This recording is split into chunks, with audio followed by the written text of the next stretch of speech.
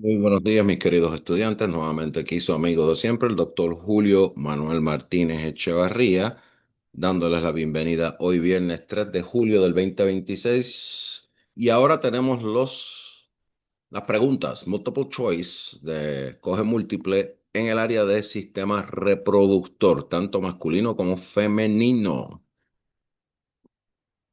Habíamos hecho ya 10 preguntas, 5 el 15 de agosto del año pasado, 5 el 26 el 6 de febrero de este año. Vamos a la pregunta 11 a la 15. Una mujer de 57 años está programada para una histerectomía electiva. La sección de cuál de las siguientes estructuras durante la cirugía interrumpiría gravemente el flujo sanguíneo hacia el ovario ipsalateralmente. Una pregunta de anatomía, rapidito. A, el ligamento cardinal. B, la trompa de falopio. C, el ligamento redondo. D, el ligamento suspensorio. O la E, el uréter. O el uréter. La respuesta correcta es la D, de daga. Uréter.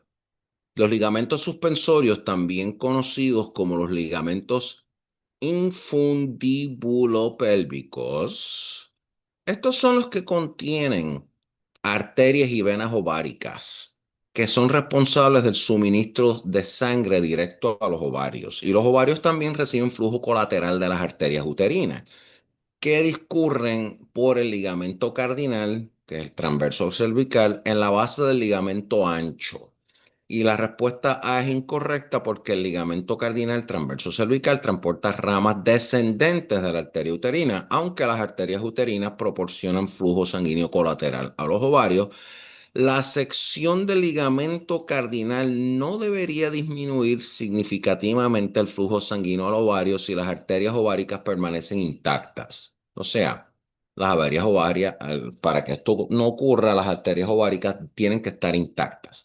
La respuesta B, las trompas de falopio transportan los óvulos. ¿Desde dónde? Desde la garganta, no desde los ovarios hasta el útero durante la ovulación. La sección de esta estructura interrumpiría la fecundación normal, pero no afectaría significativamente el flujo sanguíneo al ovario. La respuesta C es igualmente incorrecta. El ligamento redondo, round ligament, discurre por debajo del ovario antes de insertarse en el útero. No tiene estructuras importantes y no es una fuente de irrigación sanguínea para el ovario. La respuesta E de heno también es incorrecta. Los uréteres discurren directamente por debajo de las arterias uterinas antes de desembocar en la vejiga. Acuérdense de esto, el agua pasa por debajo del puente. Water under the bridge. La sección de esta estructura no va a afectar el flujo sanguíneo ovárico tampoco, ¿ok? Y el mnemónico de esto, yo no era muy fanático de los mnemónicos o los mnemonics. Nunca le entré a esa pendeja. Se lo menciono para ustedes a los de ustedes que sean buenos en eso, pues aprovéchense. Segunda pregunta, un macho de 68 años, transportista de muebles, jubilado, acude al médico por primera vez en años. Problema número uno. Debido a un dolor de espalda, o como diría mi abuelita Catalina, que en paz descanse, un dolor de espalda constante que se irradia hacia las piernas. También refiere fatiga, una pérdida de peso de 9,1 kilogramos. Esto es nada más y nada menos que 20 libras y no está usando Wegovy. Perdió este peso en los últimos meses y tiene problemas para orinar, incluyendo disminución de la fuerza del chorro. Suele ser en gotitas, dificultad para iniciar la micción e intermitencia. Fuma, el hombre es un fumador habitual, se fuma 2 paquetes de cigarrillo al día, es un vicio caro, bebe al menos 3 cervezas diarias, le encanta la cerveza. Es un hábito que ha mantenido desde hace como 15 años. O tiene 61 desde los 50 66, no, 68 era. ¿Qué edad tenía este pendejo? 68 años, esto, 68 años, empezó a los 53. Los análisis de laboratorio muestran, ¿por qué empezó tan tarde en el vicio? No sé. Muestran hemoglobina de 10,1, hematocrito de 28%, recuento de leucocitos de 8.500, recuento de plaquetas de 240.000, un sodio de 135, potasio de 4,2, bicarbonato de 24, cloruro de 101 y nitrógeno ureico en sangre de 18. No se preocupen, creatinina de 1,3, que en los exámenes se supone que deben una tasa a ustedes de referencia normal. Ustedes lo único que tienen que hacer es comparar esa tablita que le den con los valores que te están preguntando en la pregunta para que tú determines si están altos o bajos. También se realiza una gamografía ósea con radionúclidos con resultados no muy halagadores, que digamos. ¿Cuál es el factor de riesgo más importante para una posible afección más probable de este paciente? Y se observa en la gamografía ósea con radionúcleos múltiples manchas negras en diferentes partes de la estructura ósea del individuo. A, edad avanzada; B, consumo de alcohol; C, antecedentes de trabajo físico; D, falta de atención primaria regular; o antecedentes del tabaquismo. Y usted diría, estaré pensando en antecedentes del tabaquismo, pero no, en este caso es la edad avanzada. El avance de la edad es el factor de riesgo más importante para el carcinoma de la próstata, que es lo que le está pasando a nuestro querido amigo. Si pensó en prostatitis cuando mencioné que el chorro estaba flojo y que tiene problemas para iniciar la micción e intermitencia, debería de estar en su diagnóstico diferencial anyway. Pero al mencionar una gamografía ósea con radionúcleos con resultados no muy halagadores, debimos de pensar inmediatamente en cáncer de la próstata con metástasis. Eh, en el cáncer, este es el cáncer más frecuente en hombres adultos y la segunda causa más común de muerte por cáncer en hombres adultos. Lamentablemente, esta afección es más frecuente en hombres afroamericanos y suele ser asintomática hasta etapas avanzadas. Esta afección puede afectar a cualquier persona: afroamericanos, latinos, blancos, hinchos, lo que sea, chinos, Pacific Islanders, lo que sea.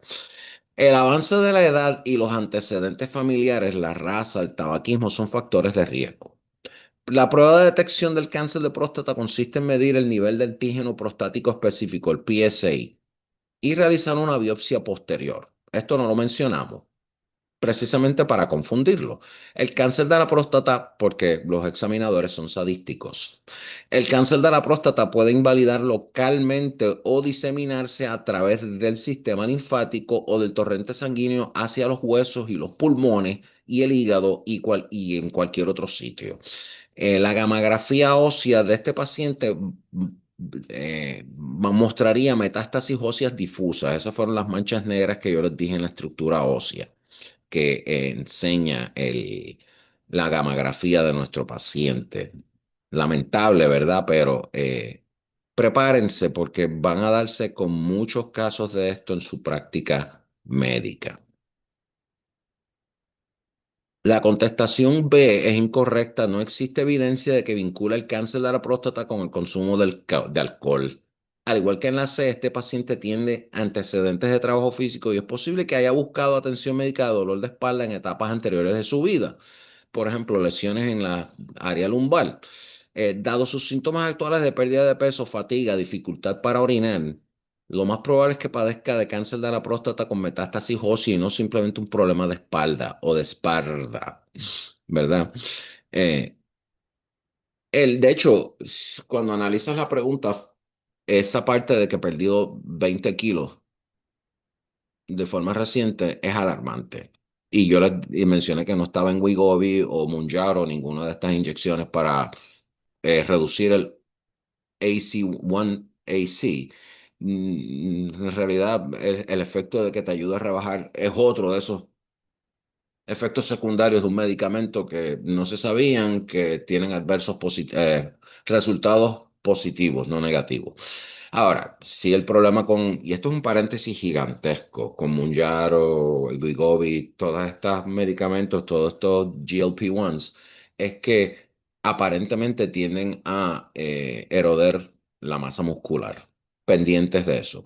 La respuesta D es incorrecta. La falta de atención primaria puede ser un factor de riesgo por el cáncer de próstata porque nunca se la chequeó, pero en este paciente no es el factor de riesgo más importante.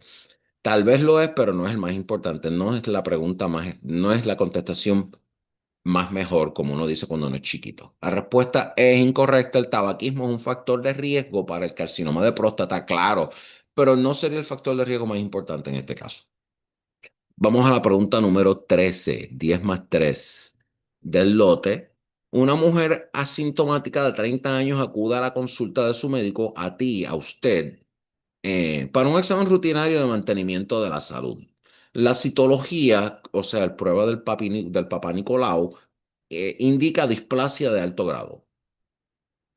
Con esto, hermano, ¿cuál es el mecanismo por el cual el agente responsable causaría una enfermedad? Y vuelvo y digo, estas preguntas son ambiguas, pero lo que quiero es que interactúen conmigo, piensen. No se preocupen, todas estas preguntas van a estar en Ultra Boards MD para la reválida en español y debe de estar saliendo ya al mercado no más tardar de la semana que viene.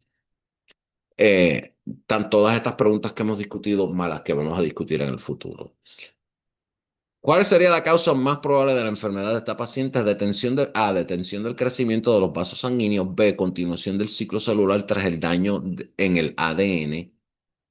C, inhibición de la replicación del DNA o el ADN. D, inhibición de la transducción de señales mitogénicas. O E, una inhibición de polimerización de ADN dependiente de ARN. Wow. Repita eso, doctor. La E, una inhibición de polimerización de ADN que dependiente de ARN. Pero esa no es la respuesta correcta. No te preocupes, la respuesta correcta es la B de bestia. Continuación del ciclo celular tras el daño en el ADN.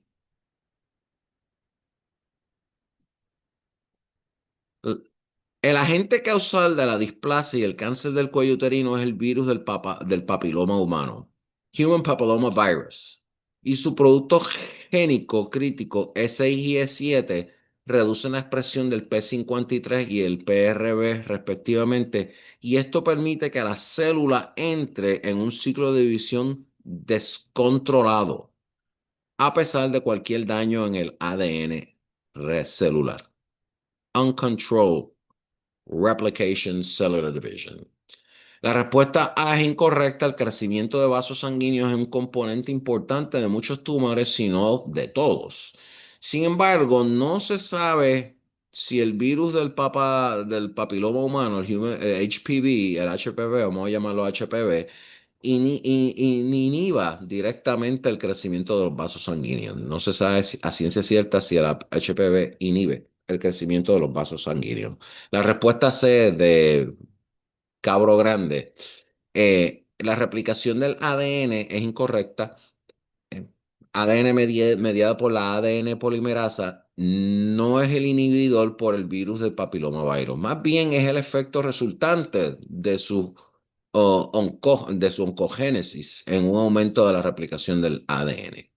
La respuesta D de Daga también es incorrecto. La transducción de señales mitogénicas suele verse aumentada por oncógenes como el MYC, el SRC o el BCR-ABL, asociado con el cáncer de las mamas. La inhibición de estas proteínas no provocaría tumorigénesis. Entonces, la respuesta es la polimerización del ADN dependiente del ARN. Eso, mis queridos estudiantes, es un componente esencial de la telomerasa, la cual se ha relacionado con el potencial de replicación ilimitado de las células tumorales. ¿Vieron cómo también metimos un poquito de bioquímica en esta pendeja? La telomerasa alarga a los extremos del ADN. ¿En dónde? En las terminaciones de cada cromosoma, y evitando así la erosión gradual del material genético que en última instancia obliga a la célula a dejar de dividirse. Inhibir este proceso obliga a la célula a llevar a divisiones descontroladas de las células cancerosas y constituye un área de investigación emergente en terapias como el cáncer muy importante. Vamos a la pregunta número 14 del lote. Tras un embarazo y parto normal, nace un bebé de una pareja joven. El bebé llora con cojones inmediatamente y presenta puntuaciones de Apgar, una Apgar 9, tanto al minuto como a los 5 minutos. Al examinar al baby, el pediatra presenta en el parto, observa que este tiene genitales ambiguos y fusión de los labios. El bebé también presenta hipotensión e hipovolemia. El genotipado revela un cariotipo 46XX. Con todo esto en mano, ¿cuál de los siguientes es la causa más probable de los hallazgos físicos y síntomas del paciente? A. Deficiencia de 11 beta hidroxilasa. B. Deficiencia de 17 alfa hidroxilasa. C. Deficiencia de 21 hidroxilasa. D. Deficiencia de 5 alfa reductasa. O E, mutación en el gen del receptor de andrógenos. Y es una deficiencia, la contestación correcta, la deficiencia de el 21 hidroxilasa, que sería la C de cabro grande. La respuesta correcta es la C, está lactante del sexo femenino, presenta masculinización de los genitales externos debido a una hiperplasia suprarrenal congénita. Y la hiperplasia suprarrenal congénita, aquí estamos incluyendo no solamente reproductivo, sino que embriología y bioquímica y cuanta mierda hay. La hiperplasia suprarrenal congénita, vamos a llamarla HSC, está causada por deficiencias en enzimas necesarias para la síntesis de esteroides córtico-suprarrenales, tales como quienes, la 21 hidroxilasa y la 11 beta hidroxilasa. Y la deficiencia de 21 hidroxilasa provoca la incapacidad de sintetizar ¿quién? Aldosterona o cortisol. ¿Y qué pasa con cuando esto sucede? Esto deriva en la desviación de los intermediarios hacia la generación de andrógenos, que da lugar a una elevación de los niveles de andrógeno y a la masculinización, o como yo decía relajando cuando era estudiante de medicina, la machonización. Además, la falta de aldosterona provoca pérdida de sal, lo que puede manifestarse con la hipovolemia que tiene el baby. No solamente la hipovolemia, la hipotensión también. Los análisis de sangre van a revelar hiperpotasemia también. Y el tratamiento incluye una solución salina intravenosa, terapia de sustitución con hormonas esteroides. La respuesta A es incorrecta. La deficiencia de 11 beta hidroxilasa es una causa de HSC, pero no provoca hipotensión ni hipovolemia. Al contrario, va a provocar hipertensión, ya que la enzima deficiente va a permitir la acumulación del precursor de la aldosterona. ¿Quién es ese?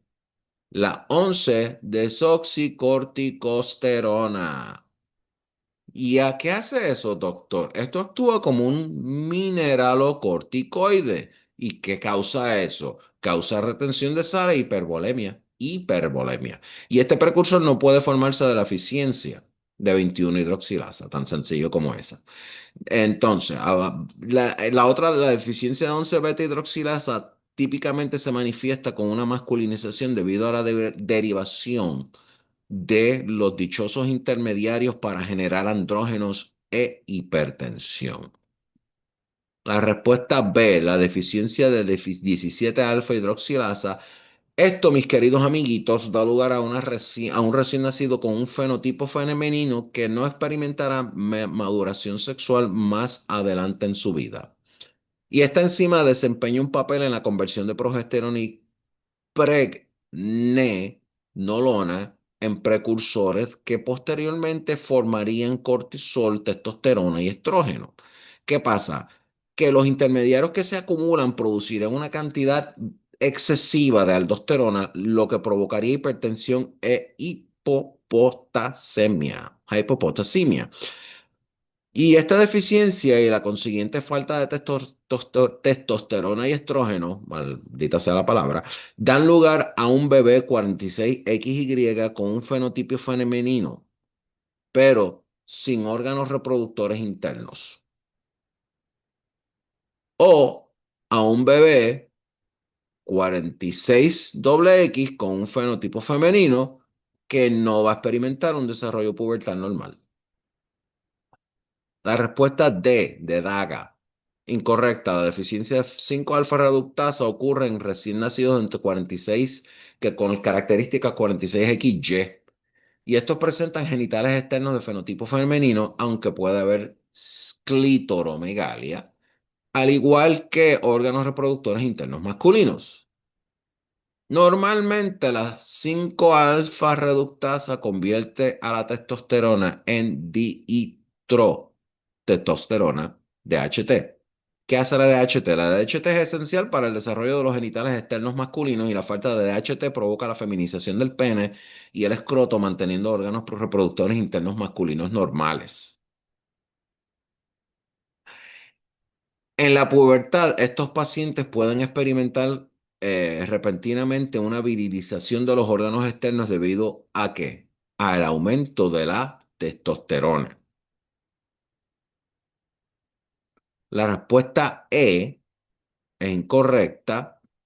La insensibilidad completa a los andrógenos va a ser el resultado de una mutación en el gen del receptor de andrógenos. Y estos pacientes son 46XY también, que desarrollan testículos que generalmente no han descendido o se encuentran en los labios mayores, así como genitales externos y vaginas de tipo femenino sin órganos reproductores internos.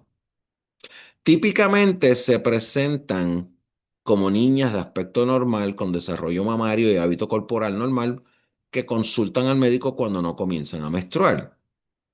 Y ahí es cuando le dan la mala noticia. Estos pacientes suelen presentar una disminución o una ausencia de vello axilar, al igual que vello púbico, y son más altos que el promedio normal, su estatura.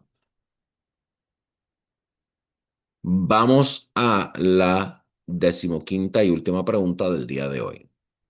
Una mujer posmenopáusica de 50 años, G5P5, gravidad 5 para 5, acude a su ginecólogo para una revisión anual rutinaria. Su índice de masa corporal es de 34 kilogramos por metro al cuadrado. Los resultados de la exploración bimanual, o sea, el BMI, fue lo que quise decir. Los resultados de la exploración bimanual y de la exploración mamaria son normales. La paciente menciona que su abuelo murió de cáncer. Su abuela murió de cáncer del endometrio y afirma que dejará de beber y fumar si eso la libra de la agonía que sufrió su abuela. O sea, ella bebe y fuma. El médico revisa con ella su historial clínico y analiza sus factores de riesgo de cáncer de endometrio. Y entonces, vamos a brincar a la pregunta, ¿cuál de las siguientes intervenciones habría reducido mejor el riesgo de desarrollar cáncer de endometrio en esta paciente? A. Evitar el consumo de alcohol y cigarrillo. B, retrasar el inicio de la actividad sexual. C, dieta y ejercicio. D, nuliparidad. O E, uso de un anticonceptivo combinado de progesterona y estrógeno. Y la contestación correcta aquí, mis queridos amiguitos, va a ser la C. La obesidad, especialmente cuando existe un exceso de peso de 22,7 kilogramos, o sea, 50 libras, nuestra amiga está en sobrepeso por unas 50 libras, esto aumenta entre 5 y 10 veces el riesgo de desarrollar cáncer del endometrio. El mayor riesgo en pacientes obesas se debe a una mayor aromatización de los tejidos periféricos, lo que da lugar a que a niveles más elevados de quién, de estrógenos circulantes. Entonces, el tejido endometrial es sensible a estos estrógenos y unos niveles más altos de estrógenos circulantes que van a provocar van a provocar una mayor proliferación glandular y esto lleva a un riesgo alto, mayor riesgo de transformación displásica. Dado que el peso es uno de los factores de riesgo modificables para el cáncer del endometrio, reducir el índice de masa corporal, el BMI, en pacientes con riesgo de desarrollar esta enfermedad es un buen método de prevención primaria. A. El alcoholismo. Esa respuesta no es correcta, aunque ayuda. Tiene poca relación con el cáncer del endometrio, pero está frecuentemente asociado con la pancreatitis crónica. So vamos a evitar la pancreatitis. El adenocarcinoma del páncreas y la cirrosis hepática. Al igual que la fumadera, el tabaquismo también es un factor de riesgo para estas afecciones, sin mencionar el cáncer del pulmón, ¿verdad? Pero el consumo de tabaco ejerce de hecho un efecto irónico, protector frente al cáncer del endometrio hasta cierto punto. No estoy diciendo vayan a comprar cajas de cigarrillos a fumar para evitar el cáncer del endometrio, porque se van a joder, entonces se van a exponer a un cáncer del pulmón. La respuesta B es incorrecta. El inicio precoz de la actividad sexual tiene poca relación con el cáncer del endometrio, pero es un factor de riesgo importante para el cáncer del cuello uterino. Otros factores de riesgo para el cáncer del cuello uterino incluyen tener múltiples parejas sexuales, creo que lo mencioné en los casos, la infección por el virus del HPV, la coinfección con otras enfermedades de transmisión sexual como la gonorrea, el tabaquismo y un nivel socioeconómico bajo. Lamentablemente esa es la realidad en que vivimos. La respuesta D, de Daga, de Delta, como la línea aérea, es incorrecta. La nuliparidad y no la multiparidad es un factor de riesgo para el cáncer del endometrio. La multiparidad protege contra el cáncer del endometrio, ya que proporciona al endometrio un periodo de descanso durante el cual no prolifera activamente a lo largo del ciclo menstrual. La preñadera. Siguiendo la misma lógica, una menopausia que se produzca a los 53 años o más tarde expondría al paciente a un mayor riesgo debido a una mayor cantidad de proliferación endometrial activa. La última respuesta, la E de Eustaquio. Aunque la progesterona tiene un efecto protector, los anticonceptivos sintéticos combinados de estrógeno y progesterona no han demostrado ningún beneficio de tres carajos en la reducción de la incidencia del cáncer del endometrio. Amén. Con esto terminamos nuestras cinco preguntas de multiple choice del día. Vuelvo y les repito, todo esto va a estar ya en el Ultraboards MD en español, que debe de salir la semana que viene. Ya terminé el condenado proyecto. La mala noticia es que solamente va a estar disponible para ordenadores, o sea, computadoras, laptops y desktops. Todavía estamos trabajando en el asunto de hacer un app para el teléfono porque sé que el ser humano ahora vive así. Ahora el ser humano vive así. Ustedes se han fijado, la gente camina con el teléfono así. Anyway, vamos a trabajar en eso. Que tengan un buen fin de semana del 4 de julio. Cójanlo con calma en la carretera. Si beben, no guíen. ¿Ok? Pero pásenla bien. Oh, y si beben, no manejen botes tampoco, ni jet skis, ni nada de eso. Si ustedes no tienen un accidente, mejor. Pero si tienen un accidente, lo más probable es que se lleven enredado a alguien que no estaba en los planes. Por eso lo digo. ¿Ok? Que tengan un buen fin de semana y será hasta la próxima sesión que va a ser, de hecho, respiratorio. Terminamos respiratorio la semana que viene. Y entonces empezamos otra vez el ciclo de ciencias básicas, General Principles, con Behavioral Sciences, bioquímica, embriología y genética, microbiología, inmunología, patología, farmacología, y después volvemos a los órganos. No que mencionamos que en el caso de hoy, por ejemplo, mencionamos varias preguntas que combinan de todo, que combinaron embriología con bioquímica, etcétera, etcétera. Y farmacología. Bueno, déjame dejarme hablar mierda. Nos vemos la semana que viene, ¿ok? Chao, chao.